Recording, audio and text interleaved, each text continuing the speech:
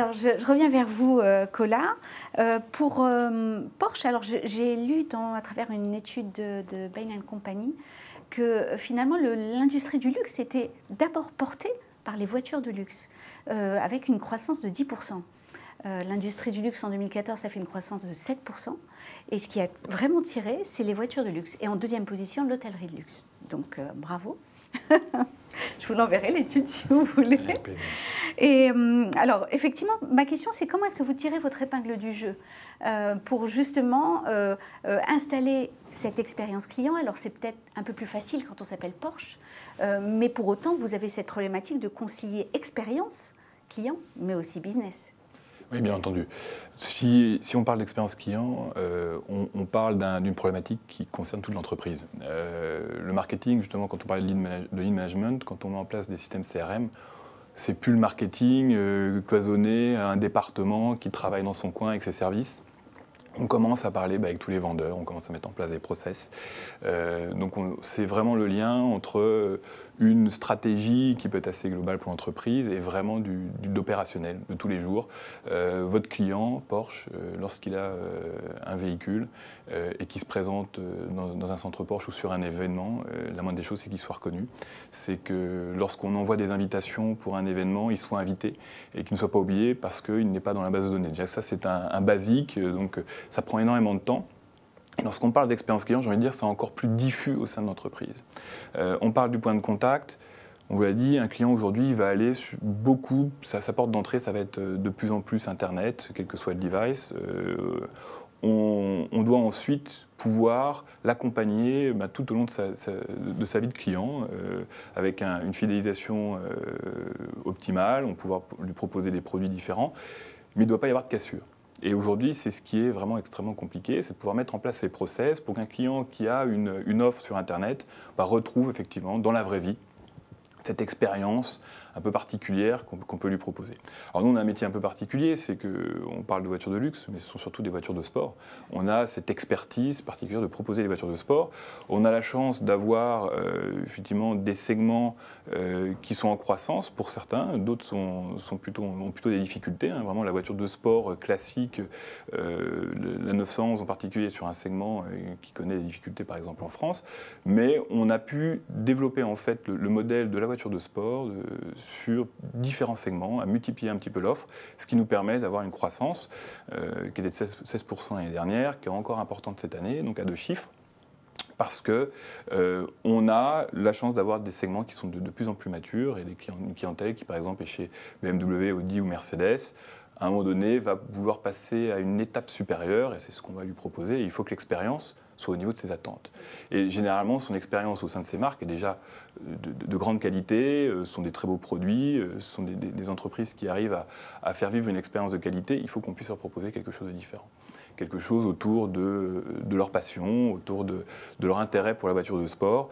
Et ça passe pas uniquement par du digital, mais il va falloir lier tout cela par une expérience sur le terrain.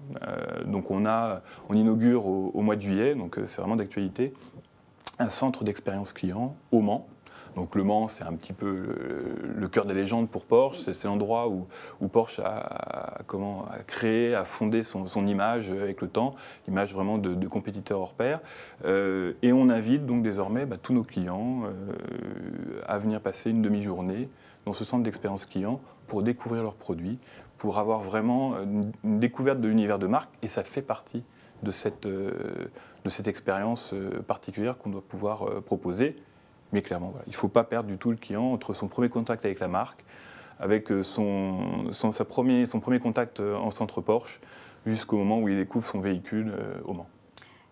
Vous avez aussi une forte stratégie de contenu, parce qu'il s'agit bien entendu d'alimenter l'ensemble des touchpoints digitaux en l'occurrence, et après de basculer ces contenus aussi dans les points de vente physiques. Comment vous vous organisez sur la partie contenu? Alors sur la partie contenu, déjà on a une approche un petit peu particulière, par exemple sur les réseaux sociaux, donc on n'a pas du tout la même approche. Notre produit n'est malheureusement pas accessible à un très grand nombre, donc il faut cibler, et ce ciblage est extrêmement important. En revanche, sur les réseaux sociaux, on va avoir une approche image, donc on a par exemple Facebook 10 millions de fans au niveau international. On va développer également des réseaux sociaux au niveau local, avec cette nécessité de pouvoir développer le business en local, proposer des véhicules d'occasion. Donc on va avoir beaucoup de films, beaucoup de supports de communication émotionnelle.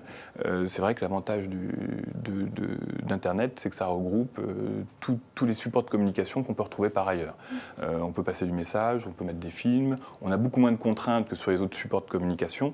Donc on peut vraiment aller toucher le prospect, le nouveau venu chez Porsche, en lui expliquant quelles sont nos valeurs. Et elles sont importantes autour du sport, autour de notre engagement, autour de l'histoire et de notre tradition.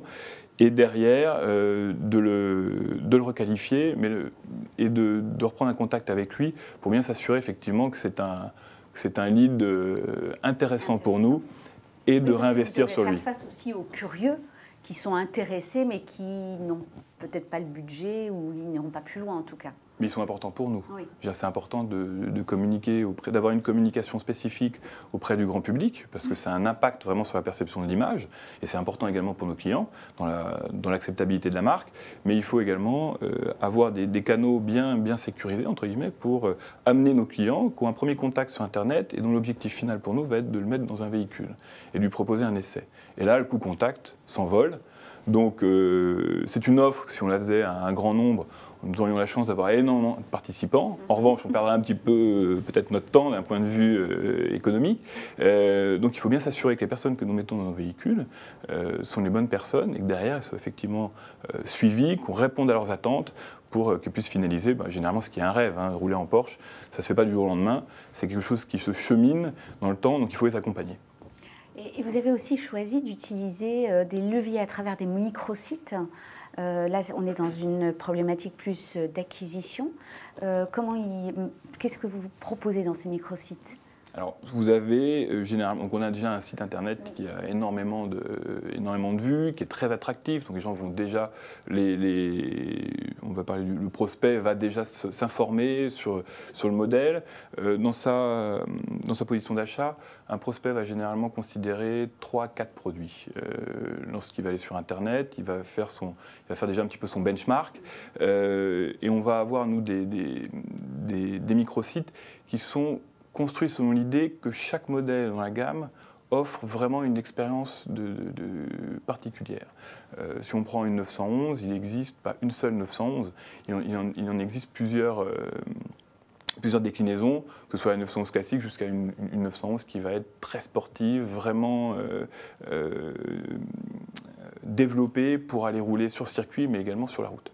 Donc on va avoir des microsites un peu thématiques, il va pouvoir laisser ses coordonnées, et derrière, on va avoir le suivi avec notre réseau pour pouvoir l'amener de son expérience digitale à une expérience de conduite qui, si on fait bien notre travail, doit pouvoir devenir une vente à la fin du process. Mais voilà, sécuriser, s'assurer vraiment que tous les leads qui rentrent via Internet sont vraiment des leads intéressants, mettre en place ce que l'on appelle des loss lead analysis, analyser également les ventes perdues, parce qu'en fait une vente n'est pas toujours perdue, on peut perdre quelqu'un dans le cheminement du process que l'on a mis en place, et c'est extrêmement important de suivre chaque personne de façon la plus personnalisée possible pour pouvoir l'amener via le bon produit et optimiser son expérience.